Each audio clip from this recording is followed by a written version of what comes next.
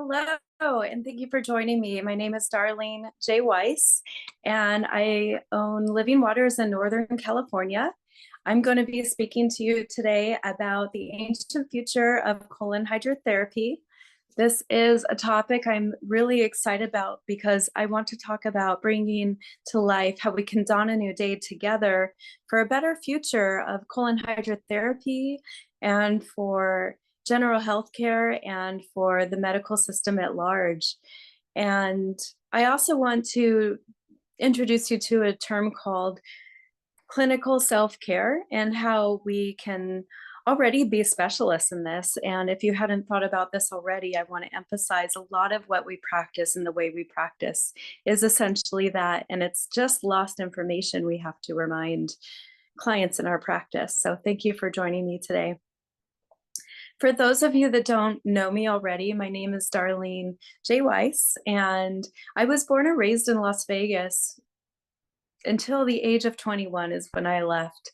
But being raised there, I was really exposed to a lot of standard American diet, buffets. We didn't eat a lot of fast food, but we did create a lot of food using Crisco and things like that. My health really suffered. By the time I was 15, I already had bad health issues, but I didn't really realize how bad. At 15, my father passed away and they just got even worse. I realized at some point later what I was experiencing could have been some form of a Crohn's disease because I had been spending hours in the bathroom hurled over in pain. Bless both my parents, they both were working in their jobs. And so some of those conversations just got missed. And so it wasn't until I was 19 and I started reading books on yoga and breath work and fasting and juicing and all these new concepts to me that I realized that maybe I should try colonic.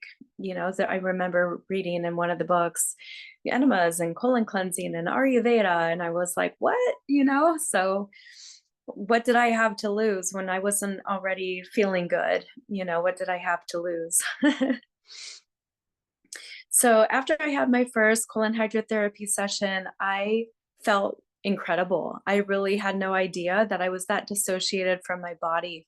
And it really kind of put me in a new skin suit where I realized I can actually become an adult. Whereas before, I really wasn't looking forward to that. And I felt so depleted in my life force. So at that point, I was thick into the arts. I was doing all sorts of arts, photography and drawing and sculpture. And I worked for PBS and I made films and TV. And then I realized at some point that studying the sciences was more of a challenge and I kind of liked it. And as time had gone on, I started taking more science classes and I was okay at it. And then I had with a broken heart, I found out I had the opportunity to study in New Zealand for the same tuition price I was paying in Las Vegas. So I booked it within a matter of 3 months, found myself in New Zealand, talked myself into a graduate course of medical anthropology, which was one of the most amazing courses of my time that really redirected my entire education. But other courses I took included the Dead Sea Scrolls and ethnobotany and environmental sciences and studying the tectonic plates, and all of it was just so fascinating to me. It was like it was in a whole nother educational bubble. And so when I had come back to the United States, I did move to Southern California, and slowly over time, I found myself up in Northern California and in the small foothill town called Grass Valley. I've been here for about 16 years. And so I really loved it, being around the trees. There's so many farmers, we get a lot of fresh produce, and it just seems to be more of a healthy lifestyle at large. So while I was doing my undergrad for pre-med, I also was doing the colon hydrotherapy. And when it came time to apply and go into more medical school, because at that point I was pre-med, I realized it really wouldn't align with my values. And after doing a couple of internships with a few medical doctors, you really realized quickly that it probably wouldn't be what I would want it to be. I probably couldn't practice the way I'd like to practice. About the same time, there was a new degree called functional medicine, and I went for that instead because it was so much more in line with some of the principles that I use to help heal myself. And so I felt it just was more in line with my ethos, my dharma, and what I wanted to provide and educate my clients on. So the following slides, you'll see a lot of turtles and dolphins. And when you see these creatures, I want you to think of our lovely Dr. Russell Kobo. Thank you, Dr. Kobo. I am depicting your aloha spirit with these musings throughout my talk because you were such a great force in founding the IACT Association and all of your efforts to move this field forward. When I think about the ancient future of our industry, I think immediately about the turtles because they've been around for a very, very long time, at least over 100 million years. And they are they've survived dinosaurs and pollution and climate change and habitat loss. But they really are the animal of ancient wisdom and resilience. They really personify a lot of endurance and longevity and persistence.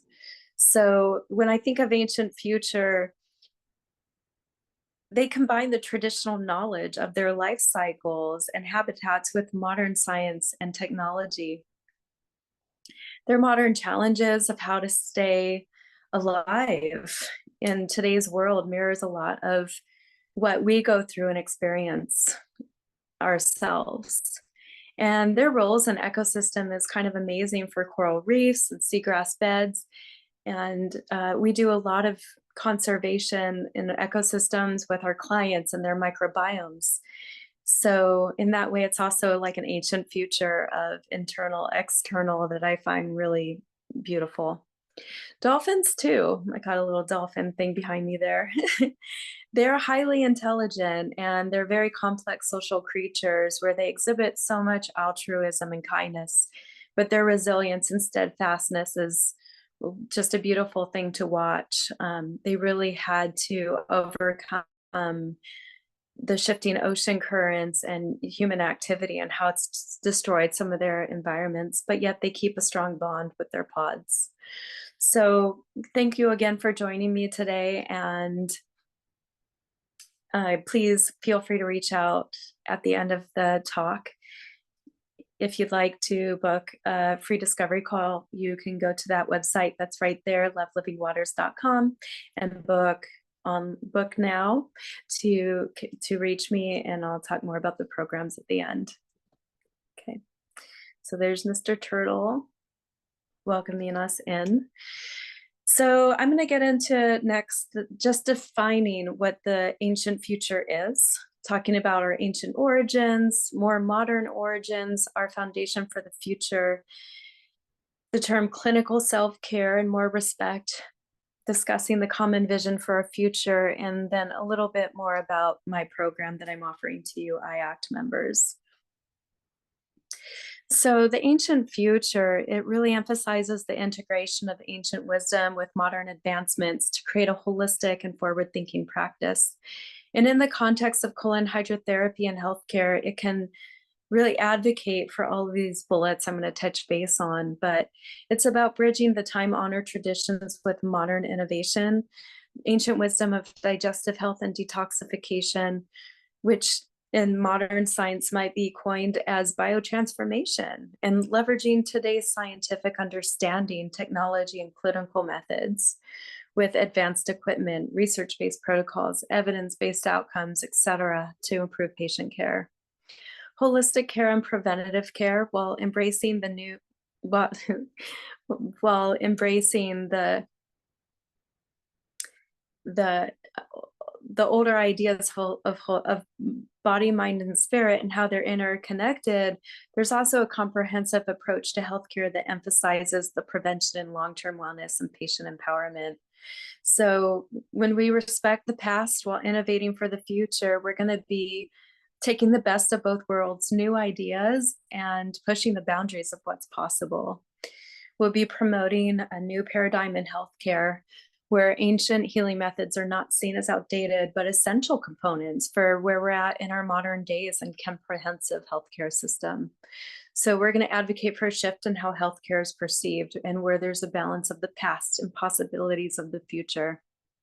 And we'll empower both practitioners and empower clients, where for us practitioners, it's about encouraging continual learning and adaptation and blending traditional knowledge with new insights to offer the best care possible. And for clients, it's about promoting self-care practices that foster a sense of empowerment and responsibility for their health. So the purpose of this talk is to create a synergy between the past practices of colon care and hydrotherapies in healthcare, while also being innovative, effective, and aligned with the needs of modern society. And ultimately, I want to inspire, educate, and empower each and every one of you to come together for where we're going as an association. So ancient origins, I'm going to bring in this text. Some of you might already know what this is, but if you don't, it's the Ebers papyrus. It's the replica, and it's at Leipzig University Library in Germany. It was originally acquired in 1873 by Egyptologist George Ebers. And, ancient Egypt is one of three I'm going to talk about today. Ancient India and Ayurveda and Greece are the other two. I would like to highlight a couple historical figures and practices that laid the groundwork for us in our modern techniques. So this text references enemas and the use of water for cleansing the colon. And it was believed that colon hydrotherapy had been practiced as far back as, I'd say, at least 1500 BCE in ancient Egypt. And so Egyptians viewed the digestive system as central to their overall health, and they believed that diseases could arise from putrefied matter in the intestines, which they referred to as autointoxication, or what we refer to, because in Egyptian, I don't know what that word would be. But enemas were commonly used, and they would commonly use hollow reeds or other rudimentary devices to introduce the water or herbal infusions into the colon. Imhotep, about circa 2650 to 2600 BCE, primarily known as an architect for the step pyramid, he was also a very highly revered physician. And a lot of his philosophies greatly influenced Egyptian medicine, including enemas for maintaining digestive health. But Iranakdi, 2200 BCE, was also recorded using enemas as part of medical treatment. He had the title of Keeper of the Royal Rectum, and it was really him that he considered enemas as crucial for maintaining the health of the pharaoh and other very high status individuals of their time. So Iranakdi,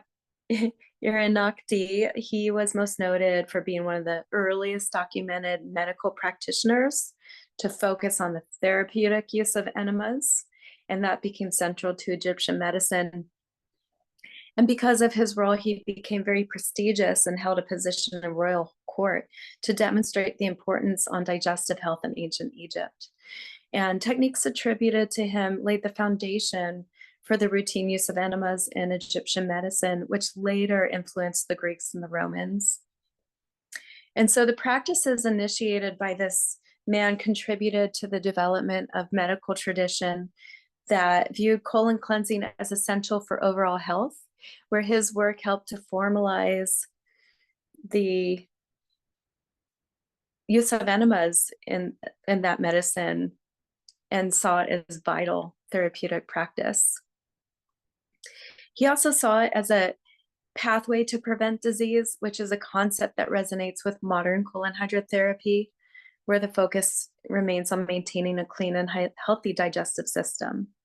And in ancient India, where Ayurveda has its origins, there's the Charaka Samhita and the Sushruta Samhita, which were credited to Charaka circa 6th century BCE and Sushruta circa 7th century BCE. I know some of these dates are a little bit off, but bear with me here.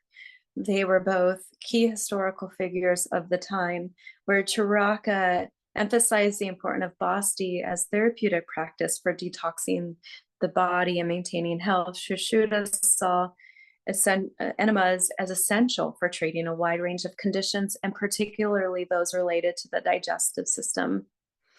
And so these texts, the Charaka Samhita and Shushruta Samhita, describe basti to balance the three doshas, the vata, pitta, kapha, where an imbalance of any of these could accumulate ama, also known as toxins, and particularly in the digestive tract. So also in ancient Greece, they believed that an imbalance in one of the four humors, the blood, phlegm, black bile, and yellow bile, could lead to disease, and colon cleansing with other materials like different waters and oils and herbs could restore the balance. So Herodotus, Hippocrates, and Galen were the three most noteworthy proponents of the ancient Greeks, where it was really Hippocrates and Galen that are still the most prominent to our modern day. Where Hippocrates, you probably heard, let food be thy medicine. We regard that to Hippocrates, but he was actually known as the father of medicine, and he emphasized the importance of diet, exercise, and colon cleansing to maintain the body's natural balance. We don't always get that full picture. Whereas Galen built upon Hippocrates' teachings, but he also saw enemas as a way to purify the body and prevent disease. And so they really influenced medical practices for centuries and even to now. A lot of these ancient civilizations laid the groundwork for our modern techniques for holistic health and self-care, maintaining internal balance, and the importance of colon health. It's really mirrored a lot in our modern colon hydrotherapy practices. It can also support the overall health and well-being. It helps with therapeutic cleansing, where enemas can remove toxins and prevent disease. And this is an idea that has persisted throughout the centuries. That we've also seen it help in the development of techniques and tools. I mentioned reeds, but there was oils and herbal infusions that also gave way to more advanced equipment and sterile solutions. And its influence on Western biomedicine, I mentioned Hippocrates and Galen. And we still often quote them in our time.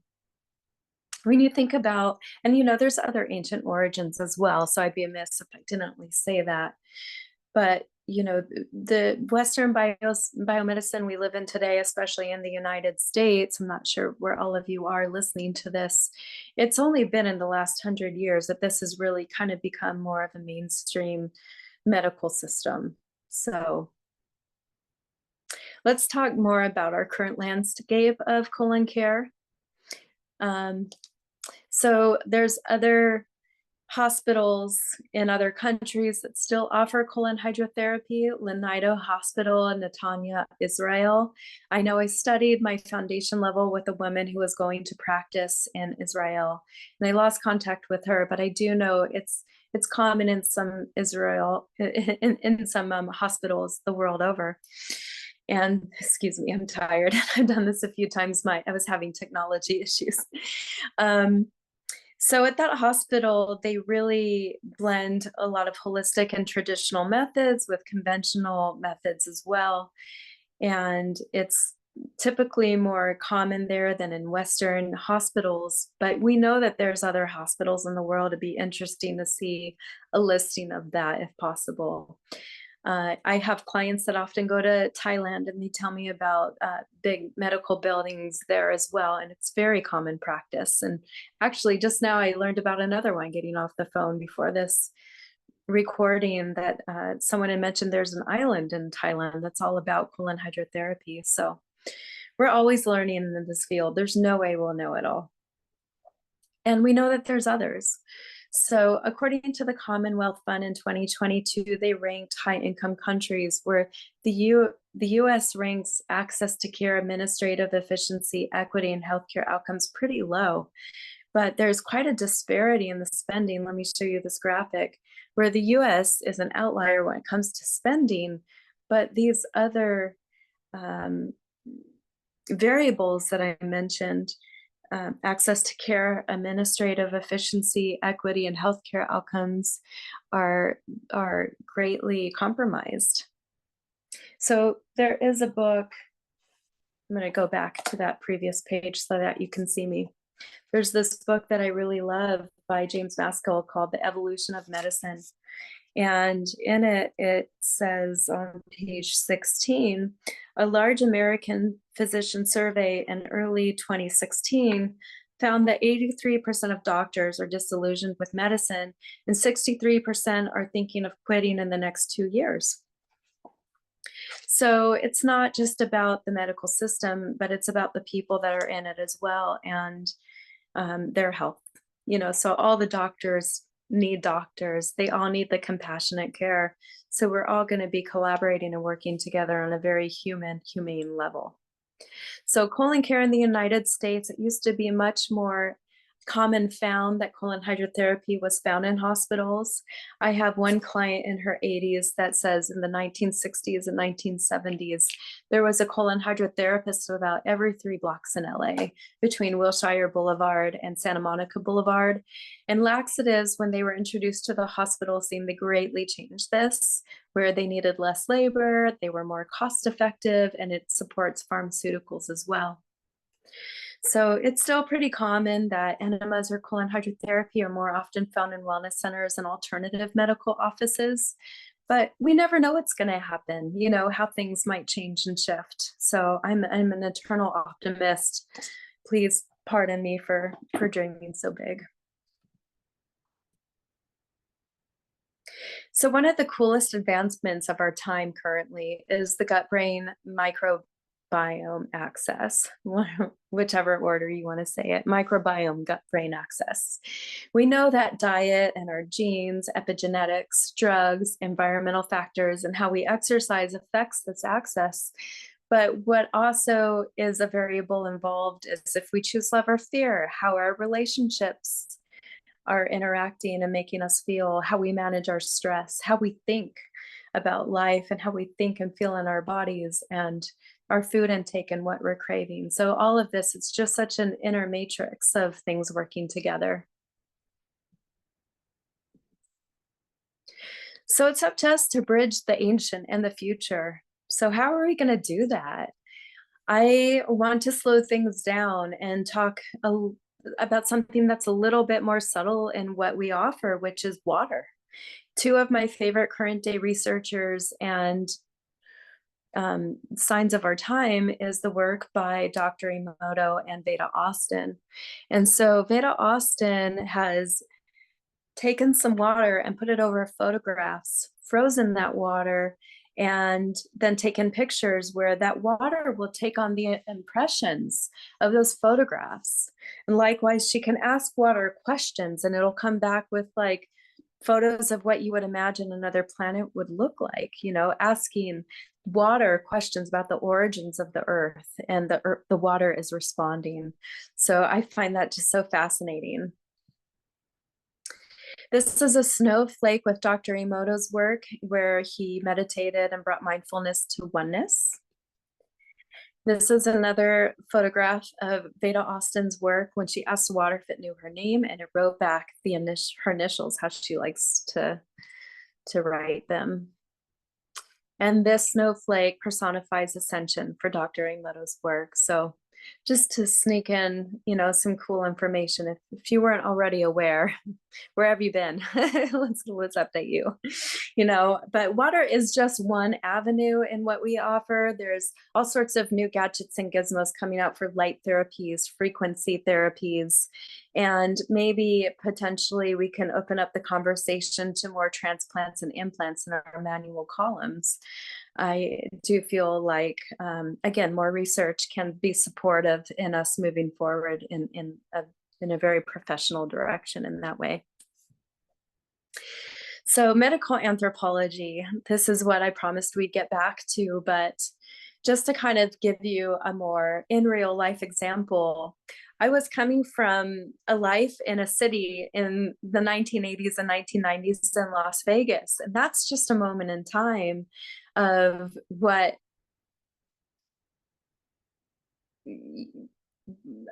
how do I want to say, it was just a moment of time in humanity. My ideas of blood was that it was something to be drawn and tested, and then we would get clinical results, and then we could turn it in and study it. But when I was in this medical anthropology course in New Zealand, there was a woman who really discussed that water was the spirit, was the essence of a human. And she really described it, and it inspired in me that, like, wow, I only know what I know. And a lot of what I know has been programmed into me. And so much of that was the healthcare system that I was raised into. But hearing this other perspective really shook me and woke me up in a way that I just can't unsee it, you know? So my medical sovereignty was being born in this class, let's say, because I started viewing myself and my choices in a very different way. And I started finding a lot more peace in the ways that I was raised, losing my father to the healthcare system, my mother working so much, and not being able to be 100% present, as if she didn't have that career. It was such an interesting and new time for a lot of the family dynamic. So it's not like it's anyone's fault. It's just what it was and the way things rolled out. So, medical anthropology is the cultural, social, and biological factors that influence the human experiences of pain, illness, suffering, and healing in different settings, but it also investigates the social, political, and economic contexts in which health behavior and health systems are shaped. So, this definition is from Northwestern University. I find it really helpful just to kind of give you a snapshot in time about it's a topic that doesn't get talked much about these modern days, but I really want to revive it because it's just so fascinating. And I feel like so many of you should be aware that this is even a study. So let's talk more about clinical self-care. I feel like clinical self-care in its very essence is kind of a homage to medical anthropology, where self-care was always kind of um, something intuitive and innate in us. But over the course of the last 100 years, where people were more designed to work 9 to 5 and more jobs and industrial complex, we've been designed to work more. And now self-care has been kind of only accessible by those that are privileged and have the resources for it. But that's why I say clinical self-care in modern times is so essential, because it's actually what's naturally due to us. And just by instilling a lot of these bullets to the right, a lot of us already do this in our practice, we're giving a lot of empowerment to our clients.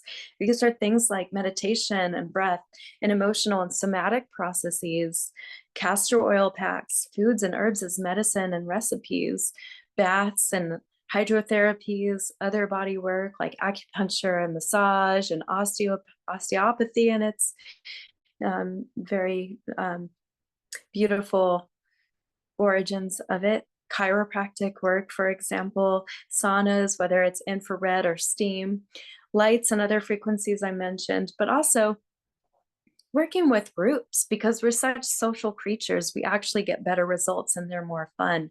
So clinical self-care, I think groups can also be a part of that umbrella. And the more we can offer practical tips for integrating self-care into our clinical practice, we can focus on long-term health and prevention. Sometimes it's just more fun in groups.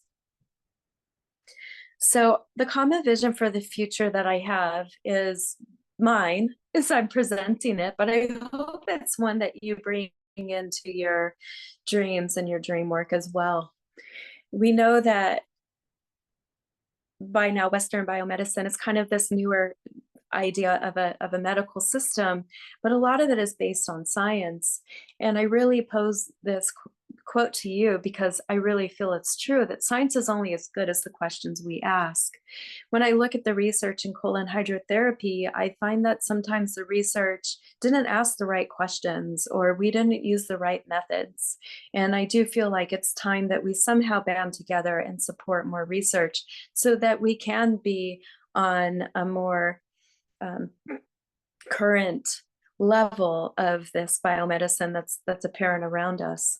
So a lot of these topics and misconceptions are that colon hydrotherapy wipes out the substrate or microbiome or bacteria in our guts.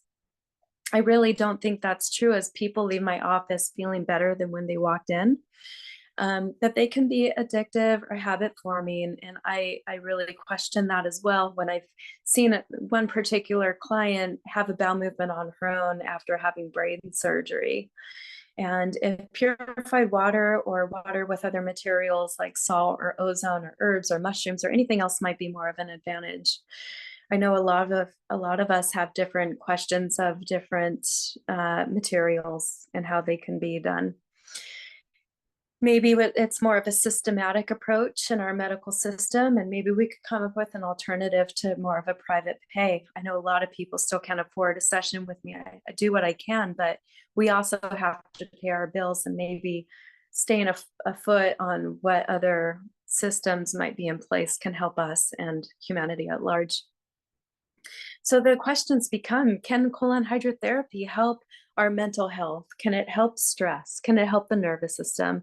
I truly, truly believe it does. And there's simple measures and methods that we can do to really prove it. So, putting our prayers into more research so we can really get more current in the way we market our businesses can be really helpful and paramount. Is one session enough, or is a program or a series best, and for who and for when and for why? I get those questions all the time, and I do feel like it's bio-individual, but I do feel like it's worth looking into and applying a little bit more research. I know a lot of our elders in this field, and I apologize if you don't like that word, some of you have so much rich information for us. How can we absorb that information from you so we can only make it better and greater in the future? So there's got to be this common ground for us to have these conversations. And that'll lead me back to the app of the bottom of this slide. But we are a respected and integral service in healthcare. Sometimes people call us out of emergency. That's why collaborating with hospitals and other health professionals and industries is really paramount. Sometimes people need some clinical self-care, whether it's combining with a detox program or a lifestyle change. Microbiome support and makeovers, especially for some of these new tests that are out and available, can be really helpful. We need to empower clients to their somatic health and awakenings. And again, more research. We need to create our businesses from the collaboration and not competition. And how can we better work together? I mentioned an app. We have the one on the Mighty app, which is great for us to discuss some of these concepts. Maybe a better referral system and how we refer to each other as practitioners. If you don't have your programs yet, maybe your clients want to work. That's just an example, working with me, and they just get the colonics from you. If for any reason you're just starting up or you need to cut back on your hours, sometimes we can just help leverage each other's gifts and skill sets. And maybe you want to work with me in creating more of a digital foundation for where your business is going. So I'll get more into that in a little bit more, but other ideas for the ancient origins, for going into the future of our colon hydrotherapy industry is, how can we also update and educate Alexa and Siri with up-to-date information so it just doesn't get lost in the matrix of whoever is programming it. So there's a lot of avenues in ChatGPT and some of these other websites and things, like how can we get our information? How can we still remain to be seen when we're so much more the minority? Well, that's a lot of information, and I would like to extend an invitation to each of you to work with me a little bit further. I have created an Ancient Future Accelerated course for all of you IACT members. And so this is going to be a 3-month program where we're going to focus on personal branding and social media, content creation, maybe online courses or e-guides or books, affiliate marketing, shopping carts, et cetera, et cetera. There's a lot that we can do as individuals and together. And I just want to start creating those conversations so that we can up level all of the future. So month 1, it's going to focus on branding and online presence. Month 2 will be more content creation and engagement. And month 3 will be growth and sustainability. So we might be trying out some new things together, but I feel like this might just be the best thing that we can do as a team. And so weekly live Q&A sessions are going to be included, as well as 2 personal coaching consultations with me. A lot of this stuff is what I've worked on the last 16 years, but I really strongly believe if I hold you accountable and walk you through it week by week, we'll get so much accomplished. It'll be a fast forward jump to your digital start. So thank you for joining me today. I really ask each of you, how will you embrace the ancient future in your practice? I want to encourage you to innovate and educate and lead the way in promoting colon hydrotherapy as a crucial component of general health, of mental health, and gut care at large. So don't forget about the turtles. We are the ancient future, as are they. And I want to thank you again for coming to this talk. I hope that you are inspired, educated, and empowered in this talk today. Feel free to reach out to my website. That's just right there. Right there, www.livelivingwaters.com. If you're interested in the program or you just have more questions, feel free to book a free discovery call and we'll just go from there. You'll see the little blue button in the upper right of my website, and that's www.livelivingwaters.com. Thank you so much for your time and attention, and I hope you enjoy this year's convention. Thank you so much.